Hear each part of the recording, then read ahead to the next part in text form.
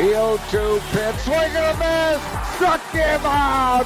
The Philadelphia Phillies are 2008 World Champions of Baseball.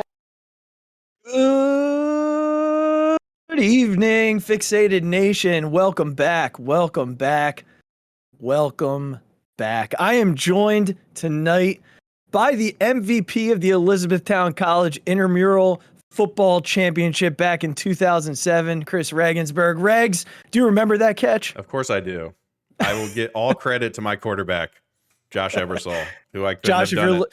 Couldn't have done it without him.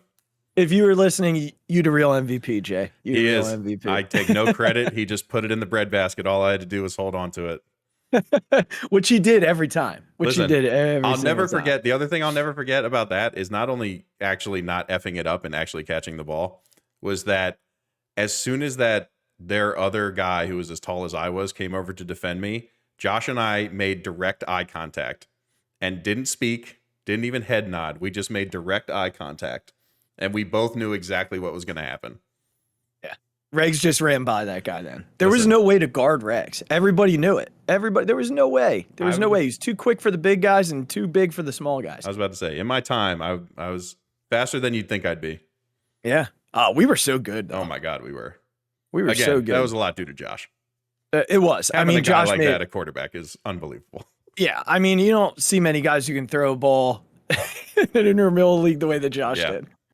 It was nice. It was nice to be able to just run by. Josh would give me the eyes when he wanted me to do like a little hitch and go, and that was usually our go-to play. So, bunch of touchdowns there. But Regs, what a night we got tonight, man! Oh my goodness, are we buzzing? We are buzzing, Azzy. We are coming off a high. We are coming off a high. Before we get on a high, just giving a quick Warrior update. You had a tournament this weekend. We did. So I don't have great news to share, unfortunately. Oh no. We went 0-3. Ah. We got 10-run ruled each game. But look, we're coming off 2.5 months of playing baseball in a batting cage. Yeah. So our kids are still a lot of them just turned 7 just in the last like 6 months. Yeah. So obviously when you're that age, you're going to forget a lot about who should cover second, right? When a ball goes on the ground, where should you throw the baseball depending on how many people are on base, right? A lot of situational baseball that we have to, gear back up the kids. And we played at like 8:30 in the morning, and it was freezing. So I had half my kids crying because it was so cold the first game. I'm going to give a lot of excuses here just because I want to kind of soften the blow. But as you should. Anyway, today we played better. We had a bunch of kids pitch who hadn't pitched in a long time. They pitched well. We made some catches in the outfield, which is like unbelievable for this age group. Yeah, for 7-year-olds, for sure. So very happy with that. We're still got to work a little bit on our effort and our focus, but that's 7-year-olds. You got to keep them, try and keep them dialed in for a little bit. But look, first games of the season, we played against teams that were better than us and one team that we have a chance to beat, which is good. Got to get the bats going a little bit, but tough start to the year with the weather, and how we played, but we play a lot of baseball. We play doubleheaders every Saturday from now until like June. So there's lots of baseball left, lots of time to get the kids back into their groove that we hit sort of at the end of the fall. But I appreciate you asking, buddy.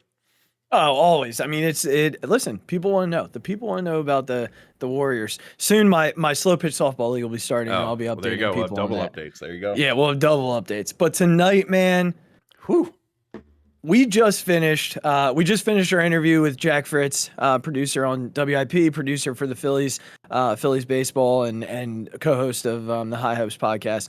And man, what a great interview. What a great guy. Awesome night all around, right, Regs? I just don't think we can speak enough to his generosity.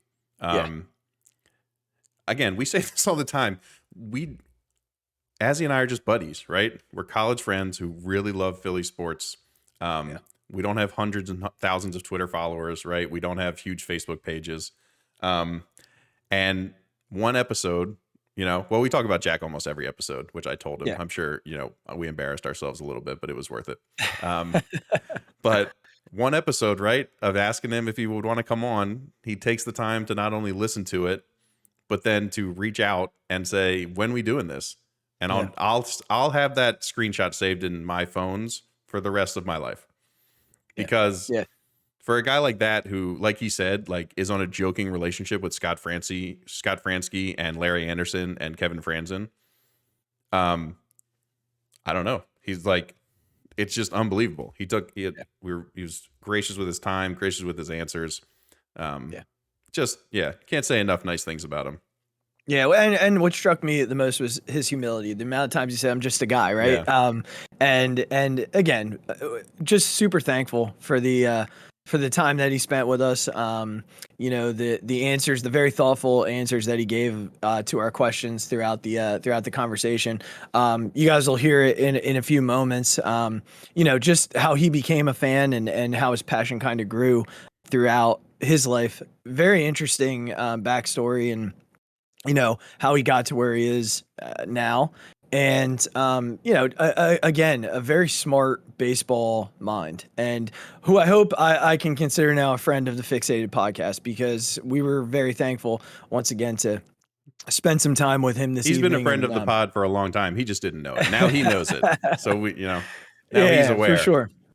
For sure. And again, we'll say this at the end of the episode. If you don't already listen to the High Hopes podcast, and you enjoy our podcast, you need to listen to the High Hopes podcast. They're two of the smartest baseball guys that I know, that I listen to. Not that I know. We just met tonight, but that I listen to, and I truly mean that. They're very intelligent baseball fans and people that I listen to with a great deal of respect and attention, because I know what they're saying is not just factual, but well researched and well grounded in the game. So. I don't know, Regz, anything that you want to highlight from our interview with him tonight? Because there was so much information there, just so much that I took away from our conversation with him. I mean, like you said, it's cool to hear his backstory and hear how he did start out as just a fan. Yeah. Just like us, just like the people who listen to this show. He just started out as a fan. And as he got older, he found people in his life who were into baseball. He mentioned his grandfather being really into it. I can relate to that. Like, my grandfather was really into baseball. He's a Yankees fan, unfortunately. So, I won't hold that against him. I do love him, but that's how, my parents weren't into baseball. My dad was a swimmer. My mom played volleyball, right? There's nothing that gets me into baseball besides my grandfather. Right. Right. So, I could relate to that a lot. I really enjoyed how he shared that with us. And then I really enjoyed his answer to, I asked him, what's it like getting a job at the sports radio station of your hometown, where you love these sports with such a passion, and how he went into that, and sort of how he sort of blinks every once in a while and has to sort of be like, this is my life, this is what I'm doing for a living. It's really, really cool. One thing that I'll highlight without giving too much away of the interview that I really, really took from was the part of our conversation where he highlights, his college life, right? And, we had a very specific college experience with the Phillies. We did. Our college experience, I seriously couldn't think of a better time to be going through that run than when we were in college. What a better time. No, there's no better time than when we did, right? None. Like, truly, the games we were able to watch together as roommates, it just goes without saying how special that was. And for somebody like Jack, and you'll hear him explain it, who was going through the 2014-15 team, who, oh my gosh, that team, just brutal up and down that lineup. And, for him to stick it out and still be as into them as he was and as he is, and be able to go back and really dig into some of those rosters and be as passionate about them as we are about those 2007, 8, 9 teams, just speaks to his fandom. So again, really a fun interview. I hope you guys enjoy it. And Regz, I don't know if you have anything else to add, because if not, I say without further ado, we just get into it. Let's get into it. All right, everybody enjoy.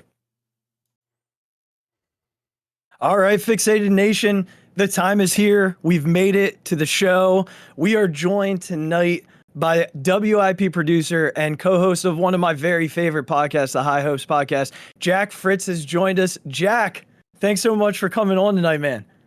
Of course. Once I figured out Discord, I got right in here and ready to go. So I appreciate you having me. I appreciate the plea. on the last podcast. There's a little much. I'm just a guy that really likes this baseball team. So it's good to be here talking to like-minded individuals. Yeah, man, for sure. We're very much diehard Phillies fans, and you know, knowing your passion for the team, we were certainly excited to get you on, right, Chris? Oh my goodness. It was like I said, he's been making a reference to you, I think, every podcast we've done, like about this will be our 25th episode. And I think every one, he's said something about either your podcast or the little videos you do on Twitter and all that stuff. So when you responded to him, I just got a picture of the DM that just said, "Oh my God." And then, a couple, a week later, here you are. So we're really excited to have you. We really appreciate you taking the time. Yeah, I mean, it was probably something like never it's out. Don't let this team get hot. Why not, Nick? Just continuing to lead this fan base down a bad path, but it's all worth it. It's all worth it because that's part of the fandom. Fun. Oh, for sure. For sure. And that's part of the fandom. And that's what our podcast, Jack, is all about. We're all about like what it feels like to be a fan in the roller coaster of a season, baseball, basketball, football, and all the like, but mostly our baseball team, because as you know, Jack, this baseball team takes us on quite a ride. And the emotions kind of take over as the season goes on and on and on all the way through September.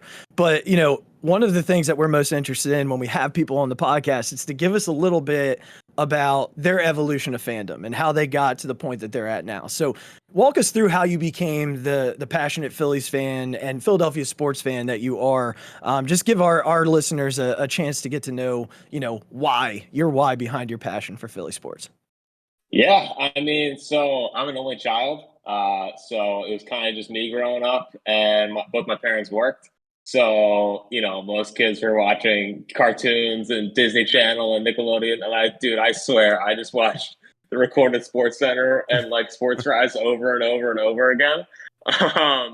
So it was just honestly, sports were like my friend in a way. Not like I had like a weird imaginary friend, but it was just like, it was something that I just, I could just watch and feel attached to. Doug Peterson playing quarterback for the Eagles is my first memory of anything, I think, in my entire life. So nice. got it started off right. And then I think the Eagles were my first love, I still remember being out in Lake Tahoe for the 0-2 NFC Championship game. And Ike Reese just breaking my heart. It's all his fault. I'm not going to blame Rondé or anyone else. It was all Ike's fault. So, no, I remember just sitting there furious, and my parents who aren't the biggest sports fans, they are now just because it's my thing, and they want to support me, I guess, in a way. They were like, "Whoa, what is this?" Because I was furious as an 8-year-old. So, and then I don't know. It was just everyone at school knew it was my thing. It was just what I did. I had these nerdy Air Force One Phillies shoes in 7th grade. Just an absolute dork. I love it. But I would say that baseball is my first love. I remember my granddad loved baseball, and he would talk to me about Ted Williams and Willie Mays and Mickey Mantle and Roberto Clemente. And it was kind of the thing that we bonded over because obviously my parents worked all the time. So I hung out with my grandparents a lot. And I'll never forget, I was a 9-year-old pitching, and I threw for the first time when he saw me, and he was like, "I didn't even know that was you." And I was like, "Yeah." So it became our thing. We just joked about baseball, talked about baseball. And it was right around that time when the Phillies started getting good. It was out of the Omar Dahls and Brandon Duckworths and Robert Person and the Millwood era. And Tommy was my first guy. I loved trying to emulate his swing. And then I just started copying everything these guys did. And then Rollins came up and Howard and Utley, and the whole run happened. And I was right when I was starting to get pretty good at baseball was when the Phillies were the best team in the city. So it was just a natural thing. Yeah. I still remember 07 and making the playoffs and sprinting home to get to the first game. It was all I cared about. Yep. I still me and my friends still joke about this, but like we were in math class and we told our teacher, like, listen, we both got fever. We can't make a test. And like, just like, Phillies fever, got you. And then like, so the Phillies have just been like my thing. And the whole run was magical. I didn't think that it would take a decade, plus to get back to the playoffs after 2011. But I don't know. Here we are. I will say in college it was tough to follow. I was playing baseball, and it's like, I should definitely be studying or something. Let me just watch Cody Ashley-led Phillies teams that had no hope for the future.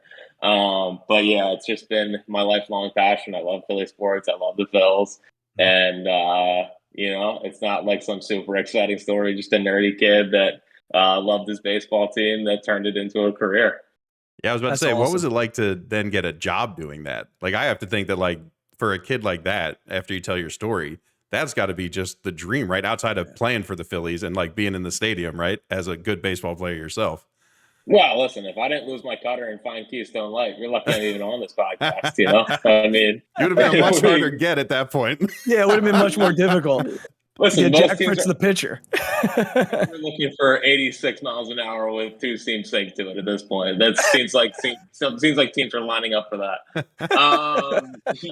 It's funny. It's like I got the job, or I got to doing it for a couple of years, and I think I said to like maybe my wife or my parents like thank God I got this job, or else like my whole life would have been a waste. Like the amount of times I've watched sports and like done fantasy and invested all this time. Like thank God I got something to do it, something out of it. Yeah. So it was crazy, and I produced Phillies games, and still do. So I became like pretty good friends with Fransky in LA and Franzen, and that's like the biggest pinch me. Like still. Sure. Like still to this day, like we have like a joking relationship now, like we're friends, and now it's just like I can't believe I'm just messing around with Fransky in LA and Franzen and those guys. So yeah, the whole thing's been crazy. Especially like I'm just a guy, like there's nothing that special with me. So it's been a whirlwind, but I wouldn't trade it for anything in the world. Yeah, that's awesome.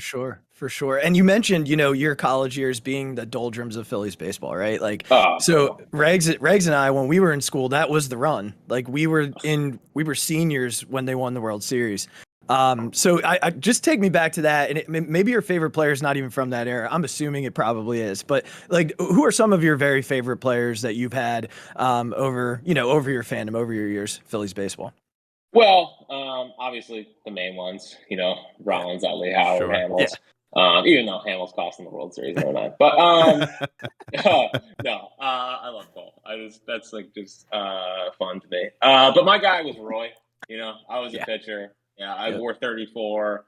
I tried to emulate everything he did. When my college career was going down the tubes, I started doing his little, wind up thing to try to save it, just like Charlie Morton.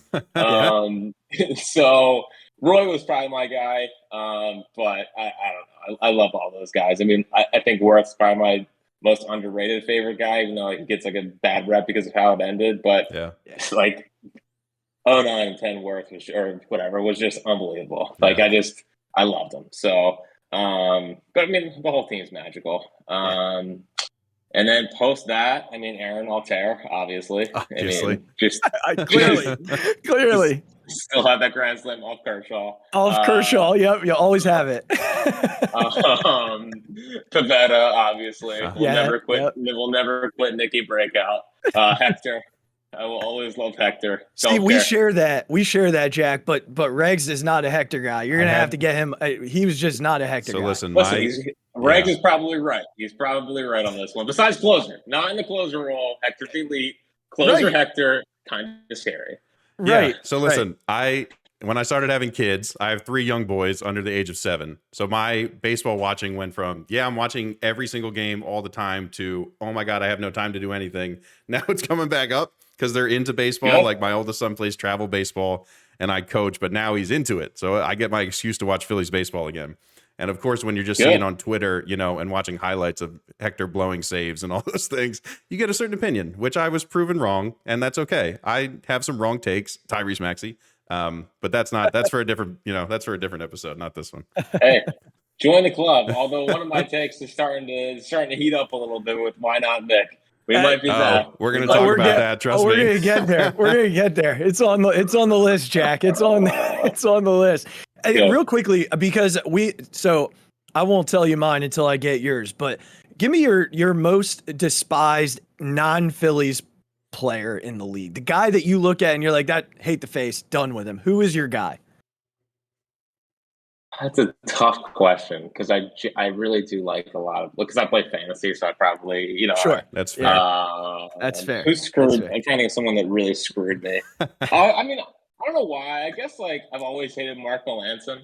I don't know. It's very random, but like ever since he put up that video for the Braves, remember that video that came out for the Braves played in the like DS, like need that energy, need the energy, yeah. Like the weirdest 30-second video I've ever seen in my life. So it's not a great answer, but my first one off the top of my head was Mark Melanson. That's fair. So I got to get because I drop him every single episode. I just can't stand the guy. It's Brandon Nimmo. I cannot stand Brandon Nimmo, and it is every episode I try and fit in my hatred for Brandon. As Nimmo. he sees him running to first off after walks in his nightmares. Sprinting, you know, seriously though, Jack, the sprinting to first base after a walk. Come on. It's an embarrassing move. I do hate Brandon Nimmo. That's a good answer. I will also answer. It's a shame he's a Phil now. Jerry's Familia. I couldn't stand him back in the day. But hey, I guess he's our guy. That's now. right. Here he is. We're gonna get behind him. That's for sure. It comes full circle one way or another, right? One way or another. Yeah. So Jack, you just mentioned for current Phil, Juris Familia. So let's just go into the season here. You know, we're obviously 4 days out. It's the excitement levels at a recent all-time high. It's been a while since most fans have felt this way about the team. So give us your excitement level. Put us in your seat. Where are you feeling? How you feeling? You know, thoughts on this team and where your mind's at with April 8th just around the corner. That's a long answer. It's you know, I was watching the game today. I was over at my in-laws' house, and I'm just sitting there on my phone watching. And it's like, really? Like my wife kind of looks at me like, really? Yeah, right. Like, dude, Schwarber just hit 1/460. Like, yeah, this is a lot. And I started rewatching it a little bit ago, and you know, Crucky said something interesting where he was like, yeah, like there's been buzz in a way, but this feels different. Yeah. Like there was buzz when Harper showed up, but it was also like, and we waited forever. That's like, wow, there's an actual superstar. And I'm sure we all fell in the same boat after the opening weekend. We're like, wow, this offense is really good. And then now you look at the offense, and it's just stupid. And it's not even like Phillies fans being irrational. Like everyone, it's in baseball, it's the top of our offense everywhere you look. So, you know, I can't wait for the amount of like 10-run, just even, I don't know. Do you guys remember this game in 2009 against the Reds, where all of a sudden the Phils were up like 11-0 after the first. Yes. I think Cueto was pitching, or maybe yeah. Like I've thought of that game a million times when I thought of this Phillies team, because if you think about it, and I don't know who's going to be in the two-hole. Like I think it could be JT. I think it could be Segura. Yeah. I'm fine with either. Line of construction, kind of.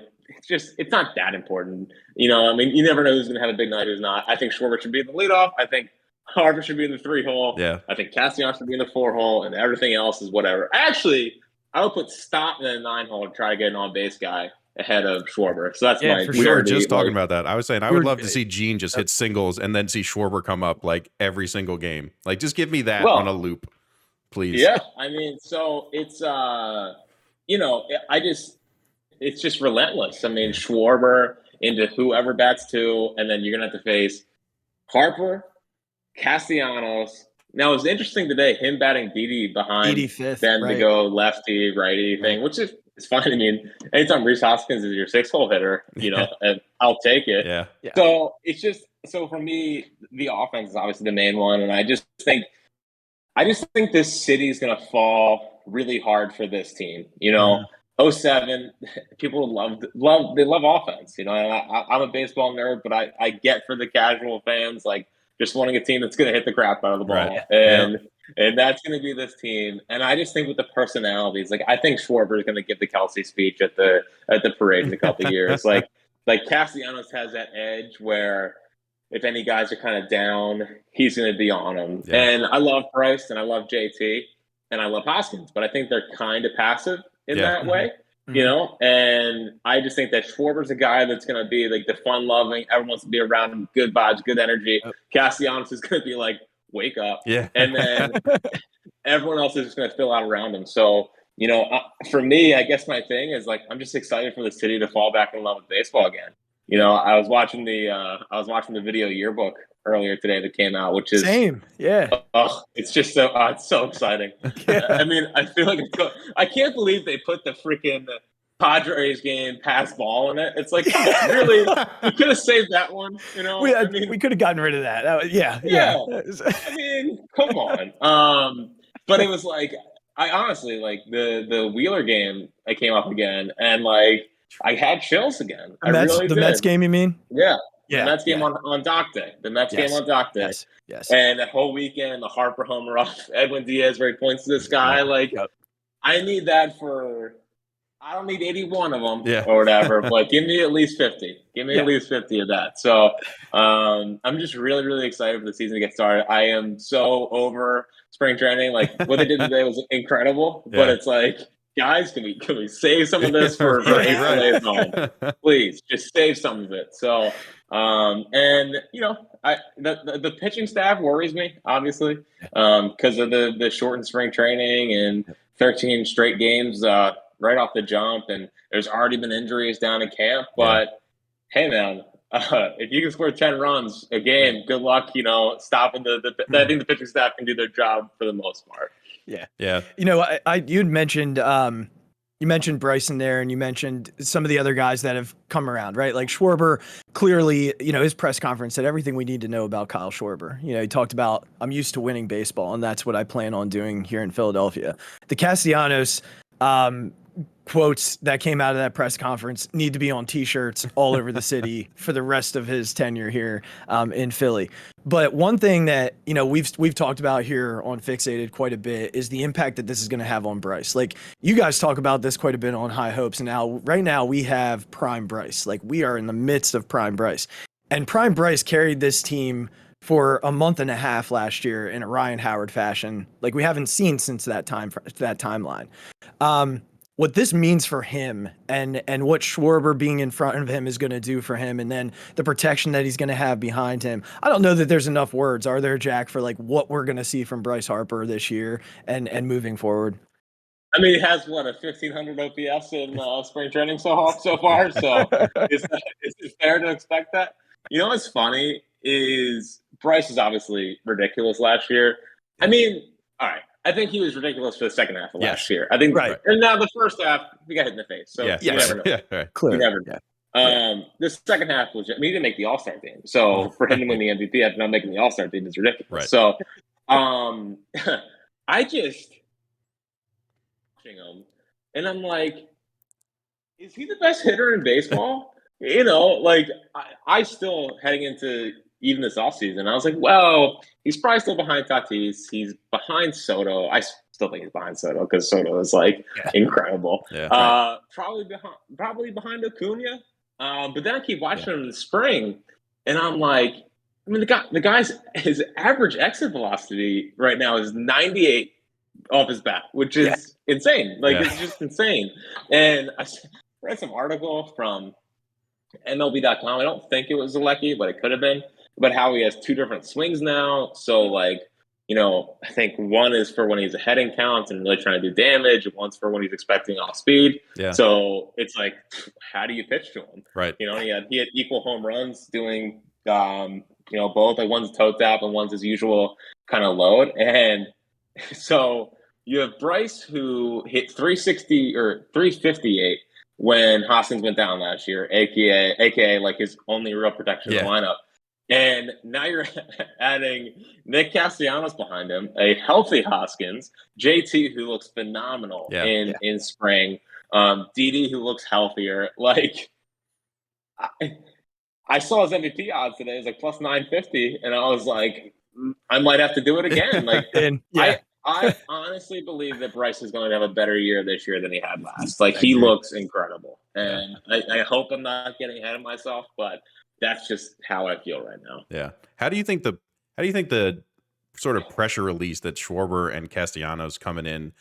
What do you think that gives to a guy like JT or Reese? Obviously, Reese is coming off an injury, so it's a little different than JT. JT was banged up a little bit last year, right? He had on and off things that pulled him out for a good amount of time, but he didn't look like himself for most of the year from what you expect from JT Realmuto. But now with sort of those pressure valves in this lineup, it's one of the things I'm most excited about is how these guys can sort of play a little looser and not feel like the weight of the world is on their shoulders, right? The weight of the entire city is just like, well, why can't you guys protect Bryce, right? Why can't you guys play like he's playing? And obviously it's a tough ask any year when Bryce Harper's playing like he is. But what do you think it does for those guys? Even though they'll be batting all over the place and they'll be changing that up a lot. But I'm just curious on your thoughts on how you think that'll affect them.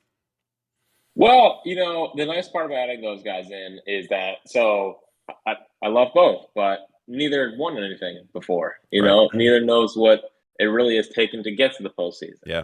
And I just think that adding in two guys, even though Castellanos hasn't won a playoff game, as he'd like to remind us in that. I mean, that Cubs team in 2019, they were making a run there towards the end of the season. They didn't get in the playing game that year. But, he was playing in pressure pack games all throughout that season. That Cincinnati team was in it the years that he was there. So he's played in pressure, I guess, big games. And then, Schwarber, obviously with him leading off, it really won't affect Hoskins and JT that much. But I just think that having more and like a lot of the fans' eyes being on Castellanos, Harper, and Schwarber, those guys just get forgot about, and I think that's great. And it's not even just for JT and Reese. I think Didi, he doesn't have to come back, and he's almost walking into a perfect situation where he was brutal last year, and now he can just hit 240 and make the plays in front of you and give me 15 to 20 homers and I'll take it. You can take your $14 million. So, I just think, and then you get to center field, and whether it's Mickey or whether it's Vierling, I genuinely felt like Mickey came up last year and was trying to win the center field job every time he stepped on the field. Yeah. And I just think that there was a massive amount of pressure. Like, you got to save center field. You got to save center field. And it's a lot.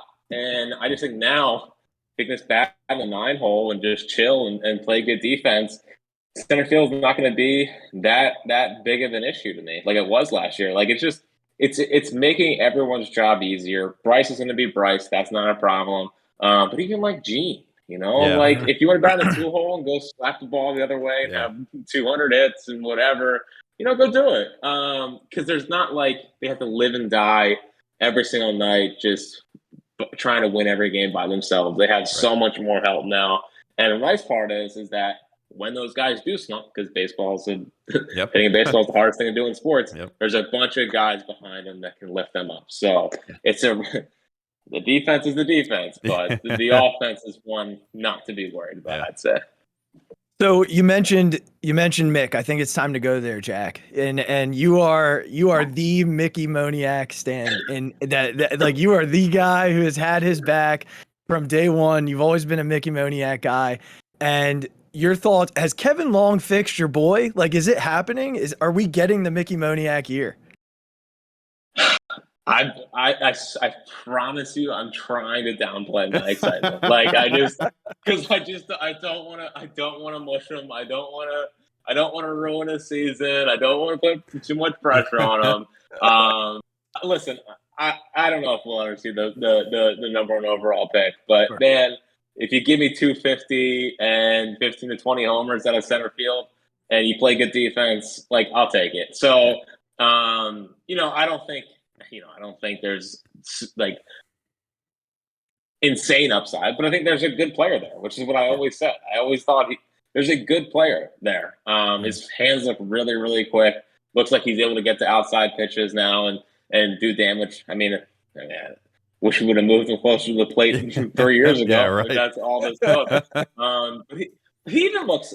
I think he's down to like 8% body fat. I was about to say he looks thinner. He looks yoked. Yeah, he looks big. Yeah. So he looks massive. And even last year, like, he definitely bulked up, but I thought it wasn't like strength. I thought it was kind of just eating a ton. Yeah. So I don't know. Like, I'm trying to gauge, like, am I being too fanatical versus, like, what if he's good now? You know what I mean? Because I feel like I've led this fan base into like this astray, and I don't want to lead him down a bad path again. But like, I don't know, man. He is killing the ball, and ultimately, Mickey Moniak was always too good of a baseball name to fail. So it's literally too good. It's too good of a name. So I can't believe that we're here, and it seems like, if they face a righty on opening day, which it should be Montas. It's Montas, yeah. I don't know why you don't put Mickey in the starting lineup. And that's 2 weeks ago he was not in the picture. Yeah, right. And 2 weeks later, 3 weeks later, I guess, is when he started on opening day. So I'm obviously a big fan of his. I think he's a cool dude. And I'm proud of him, and I hope that it turns out to be a really good season for him. The too good of a name to fail is like the best thing I've ever heard. That should be taken into account more when we're evaluating players. Tell me, HK would crush that name. Yeah, it would be unbelievable. Yeah. So it's. I think that was my second bit with Mickey, that it was too good of a name to fail. After the first one was like when he was playing Double-A, and I was like Life, Liberty, and Mickey Moniak second half splits, because he was starting to figure it out, and I was like, hey, maybe there's something here. So, that would be massive. That investment on Moniak Island is going to pay off for you, I think. Yeah, I hope so. It's been good on my Twitter sphere. So Jack, while we're on the topic of some young kids here, let's turn to the hot corner with the conversation with Alec Baum and Bryson Stott, right? So obviously, 2020 Alec Baum, we don't know. We just don't know. And I'm going to ask you that first. Let me ask you this. Give me a percentage that of chance that he can turn around and be even partially what he was in 2020 from what you see. What would you put on that in terms of percentage that this is a guy who can still turn it around, or are we just in our heads at this point and we can't do that? I will say defensively very low. I think he's too big, and whatnot. At the plate, like I don't think he's a lost cause. I really don't. I think that there could be. I just think with him, he needs to learn how to drive the ball and focus less on the little singles and really figure out how to drive the ball out of the ballpark. Like, I just think with Bohm, it's going to take maybe a little bit longer than we had hoped. I mean, he reminds me a ton of JD Martinez, who like early in his career was just driving the ball into the ground, but had really good batted ball profiles and stuff. Like, Alec Bohm's batted ball profiles, like he's in the 90% of exit velos and all that stuff. So when he hits the ball, he generally hits it hard. He just has to figure out how to get it in the air and do damage with it and that kind of stuff. So I'll say like 60%. Like, I'm still pretty bullish on his bat. I just worry it's going to take a little bit longer than a first half with Kevin Long, like it did with Kyle Schwarber. I think it might take a little bit longer, and I don't know if the Phillies really have time to wait. Like, I wouldn't be surprised if they're trying to move him for a starter, before even opening day. This is a team that is trying to end a decade-long playoff drought, and they don't have time for development at this point with a guy like that. So sure, I mean, put him in AAA and see if you can get something out of him at the plate. But I don't know. I've just had this feeling for a little bit that they're going to try to move him in a trade for a starter. Yeah, that was actually the other part of my question. So you already answered. I was going to ask you, what are the chances that he's not even on the roster in the next month? I think, like, for Baum, one of the things that sticks out to me is, like, this guy right now is so in his own head. He's even calling out the fact that he can't hit fastballs. Like, he's saying, I know I can hit fastballs, which to me is like, I'm struggling and I know I'm struggling, right? So, that's a big part of the problem, that he's mentally stuck in this process of I'm not able to hit the fastball right now, and I have to say it out loud to convince myself that I can. And until he can, push through that and find a way to just settle in, and I think kind of being in Lehigh Valley might be that avenue to getting back to, who he was, taking the pressure off of him a little bit, which leads me to Bryson Stott. So, my goodness, Jack, you were down in Clearwater. You watched him firsthand. Like, this kid's for real. Like, this kid can just plain hit, and he can play all three of those infield positions that wherever we need him in the future, he's going to be, right? Like, we're not crazy to think that about him. No, and the thing that I guess why I'm more bullish on him than I guess most prospects is just like watching his at bats and like knowing he knows when to attack. He's not chasing. And I think that's a really important thing when you're evaluating, a prospect going forward is like, do they chase? Are they attacking the right pitches? Yeah. Schwarber, even though he only has 2 homers and whatnot, like he's still going after the right pitches, which is sometimes half the battle. Mm-hmm. The best hitters in the sport get out 7 out of 10 times. So if you're going after the right pitches, that generally leads to better success. So when I watch Stott, it's like always on the right pitch, and he knows what to do with it. And the power I think will eventually come. I don't think he's going to be a 10 to 15 homer guy. I think he can get to the 15 to 20 range. But I just look at the swing decisions, and I'm like, this is how you project a guy going forward, rather than he's chasing stuff out of the zone and getting kind of lucky hits. Like he knows when to attack, he knows when to go, and like I'm so not worried about the defense and moving him around the diamond. Like he's played them all in the minor leagues. Like it's not going to be some massive surprise for him. And honestly, living with Bryce and being around Bryce and kind of teaching him the ways, I guess, of playing Major League Baseball is just going to help him a ton. So he's got a pretty good mentor in Bryce. And I just, I don't think he's going to have like a Tatis, Acuna, Soto, unbelievable. But just, I think he's going to be a really, really good player for a long time. And I think he's going to get a ton of hits. And, I think he's just going to lock down the shortstop position, for the next decade. Yeah. I really like that confidence part because as you said with Bohm, that's a huge part. And when you're living with a guy like Bryce Harper, who has never lacked for confidence in his whole life, I don't think it's got to rub off somehow, right? Just seeing his work ethic and how he approaches everything. I feel like that's a hugely underrated part of why he's going up there and acting like I can be here, and then turning that into, his skill set, which is obviously very, very high. Yeah. And even go ahead, Jack. No, I mean, even like last year in spring, I think he had maybe like 2 hits. Yeah. And I remember like some people on Twitter were like, "Oh, here we go, another Phillies buzz. They can't know the players." And I just kept looking at the at bats, and I was like, "No, he's fine. Like it's his first spring training. He's making the correct swing decisions. Like just give it time." And then he went out and freaking, 299 average off for a couple of levels last year, going down to the fall league and tearing it up there. I can't wait. He's another guy where it's like, oh, sweet, we have Bryson Stott batting 8th or 9th. That's awesome. So another guy that I just think that is going to be here for a long time, and it starts on Friday. That's right. And you mentioned the swing decisions and things like this whole lineup, just top to bottom. I mean, you got a couple guys who like to swing early in counts, but that pitcher's going to be worn down by the time they get into the second inning. Like if this lineup does what they're able to do with Schwarber working counts and Harper working counts, I know Castellanos likes to swing it depending on who's hitting second. If it's Reese, he's going to work counts. Like pitchers are just going to be worn down, man. And you mentioning that those swing decisions is certainly something that popped into my head.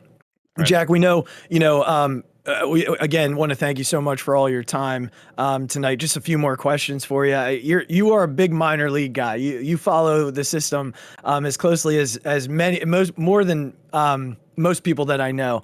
And a couple questions about the system real quickly. One about who's currently there and one you wish was still there. So I'm going to throw both of them at you, and I'm going to start with a minor leaguer that you feel like could have an impact on this roster this season. Not named Stott, not named Moniak, but someone else that you could potentially see finding themselves on the big league roster before the end of the year and making an impact. And then the second part to this is if you could go back in time with a failed Philly prospect, right? Someone that's been there through the rebuild, the 10-year rebuild that we've experienced, and put them on this roster because they reached their ceiling, who would that be?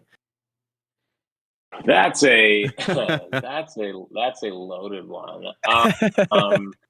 Oh well, I mean that one's Kingery.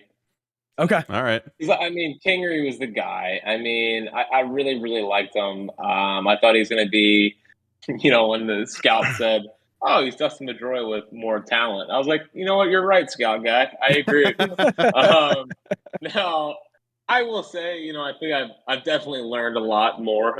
I mean, I knew baseball, but like now that listen, I love being the Phillies guy, but also like I want to make sure I know what I'm talking about. Yeah. Like I don't want to be some like fugazi. Like I want, if people are going to listen to my opinion, I want to make sure I know what the hell I'm talking about. So like when Kinger's coming up, I would see the videos on YouTube and I'll be like, oh, it's great, it's great, it's great, great. And then he'd see his at bats and it's like, hold on, like he swings at everything, and then he started getting into launch stuff. So I would say like, if Kingery turned out to be the Whit Merrifield that we all thought that he was going to turn out to be, I mean, that would be ridiculous for this team. Also, JP Crawford.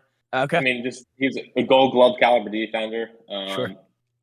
Well, then I get into Michael Franco. I mean, I'll never forget Michael Franco in Yankee Stadium back in like 2015. Oh yeah, or whatever. yeah.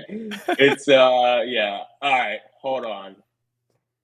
Michael Franco. Okay. I would. Okay. I thought we had Beltray. I thought we had Beltray 2.0. No, I hated him. Like I really did. Like he drove me nuts, and people were like, "Hold on."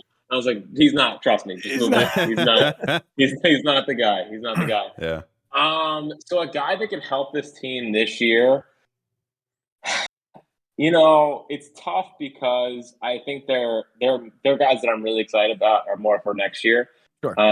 But a guy like Francisco Morales, I think could help this team this year. They were trying to make him a starter, and thank God they bailed on that idea. Yeah. I guess my thing is I watched him in spring, and I was like, I see what they're looking for. Like the slider is like naturally disgusting. But fastball didn't really play up for me, so I'm kind of hesitant to say he's the guy, but. Honestly, like next year they could have a plethora of guys. Like I think Griff could be up next year. Griff McGarry, who is my guy. Ethan Wilson, Rojas. Like I don't know where. Like I actually wouldn't be surprised if they trade Ethan Wilson this deadline, just because Castellanos and Schwarber signed up for the next couple years and left. Got them for 5, 4 in Schwarber's case. Then you have Rojas / Mickey in center / Vierling in center. Harper's obviously going nowhere, so I don't really know where Ethan kind of fits into that mix. So, I mean, maybe if they want to put him and Bohm together and try to go get Montas or something like that, I don't think that's a terrible idea. But people rag on the system, and I get it; it's been bad. But I genuinely think that there are some really good seeds being planted. It's just that they're down in single A. And, dude, like the Jersey Shore roster is like, it's I can't wait. Like the Jersey Shore Blue Claws might be my second favorite team in the system behind the Phillies this season. So, I'll say Morales. I hope that they can get like a Sir Anthony level outcome out of him because I think he has that chance. Yeah, Morales would have been mine for this year as well, and I actually said Spencer Howard for the prospect that I wish reached his ceiling. Would have been nice to have him slotted in the rotation behind Wheeler and Nola. I think at this point for us for sure. So one guy that's on this podcast may have said that Spencer Howard was going to be the ace of this staff in this season. So he was really. I mean, there's probably 2 of us, Jack, because I think I was right there with you last year, man. I mean, he's like I have never seen a pitcher go from 96 to 90 in 2 innings. Yeah. Like, what are we doing? Yeah. What It's is the baffling. point? Baffling. I thought it was a dumb trade just because I thought it was like really giving up on, like, it was only his first-ish year Right. in the major. Yeah. I know he pitched in the COVID year, but I was like, seems early to give up on. But now that he's gone, I'm like, nah, thank God. It's fine. Yeah. It's okay. Yeah. So Jack, real quickly here before we go on to your fixated, since you're the guest tonight, let me ask you this: the Phils end the drought if this happens. What's the thing that needs to happen for the drought to end? Aaron Nola gets back to a 3.5 and below ERA. Yep. It's kind of so been the into thing that. the last Yep. two. Yeah. The lineup's going to mash. I'm not worried about that. They have a bunch of dudes in the bullpen. I don't know how it's all going to shake out, but I think they have actual guys with stuff, so that makes me excited. But I'm worried. I mean, Nola's the one that's the most healthy right now. So, Wheeler, I need him to just pitch this weekend and be fine. Yeah. I'm trying to put it out of my head. But if Nola gets back to 3.5, that's just such a game changer. And today was a really, really good start towards that. I thought he had good fastball location both sides, which all that matters for him is fastball location. If he has that, like the last couple of years, he just has not been able to hit the outside corner. Yeah. And if he doesn't have that, then he's not the same pitcher, and his stuff doesn't play as well. So for me, it's Nola, and I don't fully trust him yet, but today was a good step in regaining the trust. And Jack, do they break it? Is it going to happen this year? What's funny is I think obviously they are, but clearly, yes. clearly. But it's almost like I feel like people are trying to downplay their expectations. Like, why can't they win 92 plus games? I mean, talent. Everyone's gun shy. That's what it is. Yeah, they are. But like, because the bullpen actually has guys now. I mean, like if you watch Corey Knebel, if you watch for Anthony, even Familia looks pretty good. Yeah. Brett Hand. We'll see. Whatever.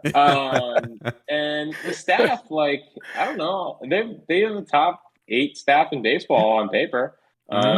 So I mean, Eflin looks awesome. Ranger, Nola, hopefully, and Wheeler should be great. So I feel like everyone's like afraid to say, "Hey, I think they can win 90 plus games." It's like, why? I mean, look at the team.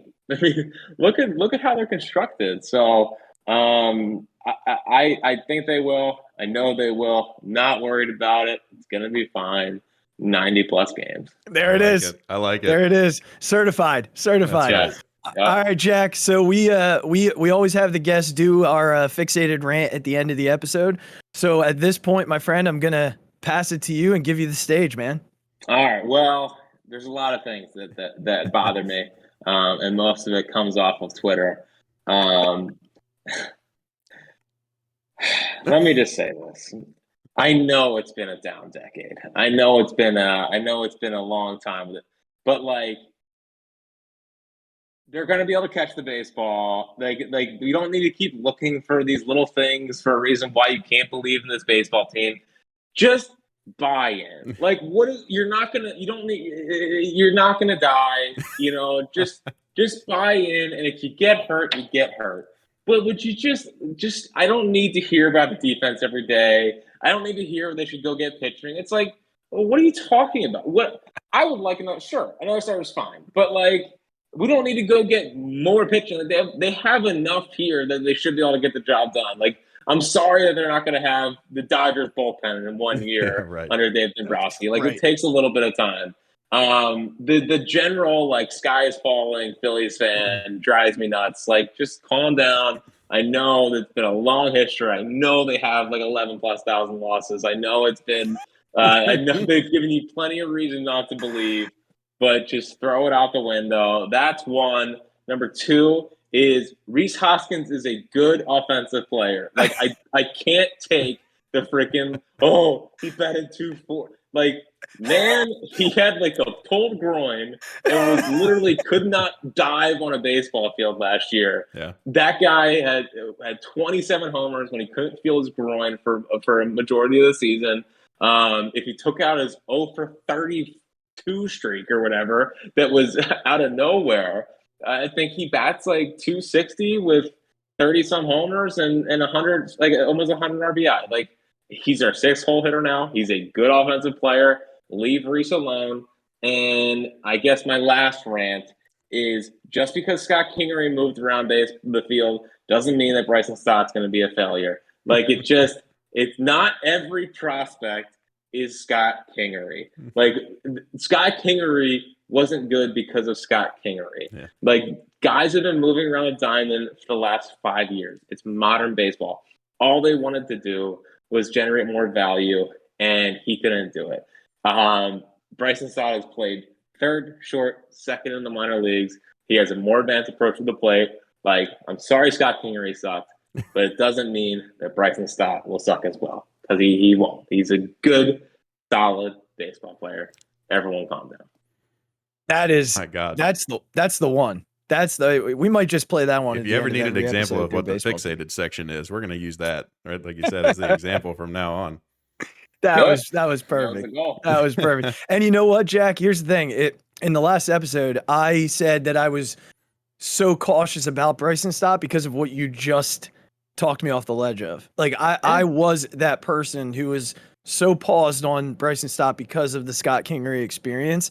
And I said to Regz in the last episode, I feel like I need to get off this ledge before opening day because I need to separate who he is from who Scott Kingery was. And you couldn't have said it better, my friend. That was awesome. Thank you. Yeah. Thank you for that. Thank you for that. Right. And for all your time. Yeah, tonight, I was about to say, so Jack, we've taken up a lot of your time. You've been very generous. We really, really, really appreciate it. I'm sure we couldn't tell you enough, and we'd annoy you by the end of the time we were telling you. But yeah. Well, it's only because I screwed up the Discord thing. You know, no, it's not. We just figured this out earlier. It's all right. We still really appreciate it. Please tell the people where you're at, what you're doing. Tell them about the podcast. Tell them where, Twitter handle, all that good stuff. Tell the people what you're doing. Yeah. So between 2 and 6, Monday through Friday, producing Marks and Reese, John Marks, Ike Reese, do a fun radio show.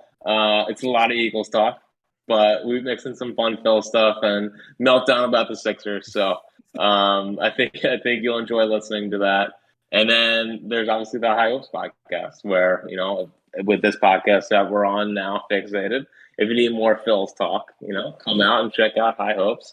We're just two guys that love the Phils and speak, I think, passionately and smart about them, which is our only goal is to provide that. You can follow me at Jack Fritz WIP on Twitter and Instagram and all that fun stuff. I'm still figure out Instagram. I don't, it's okay. I'm definitely more of a Twitter guy. Yeah. It's easier to troll people on Twitter. That is very true. That is very true. It is very true. Everyone who listens to this podcast should listen to High Hopes, by the way. Oh, yes. For sure. Yeah, you absolutely have to. And Jack, you'll be down at opening day, right? I will be. I don't know. So I think we're setting up something like a meet and greet kind of thing. But I don't have all the information on that. But yes, I will be somewhere for opening day.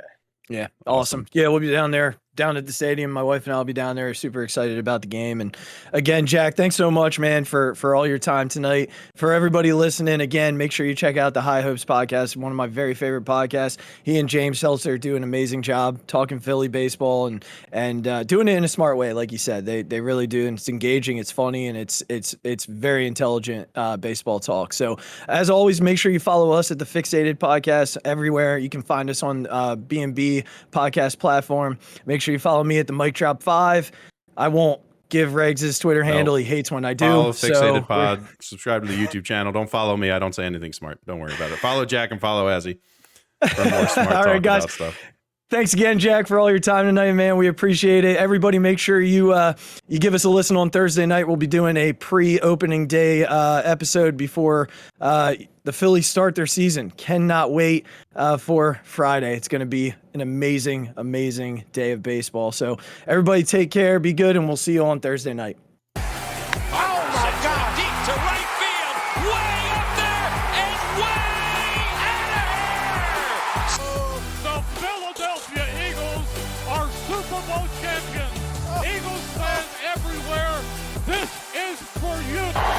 The 0-2 pitch, swing and a miss, struck him out. The Philadelphia Phillies are 2008 World Champions of Baseball.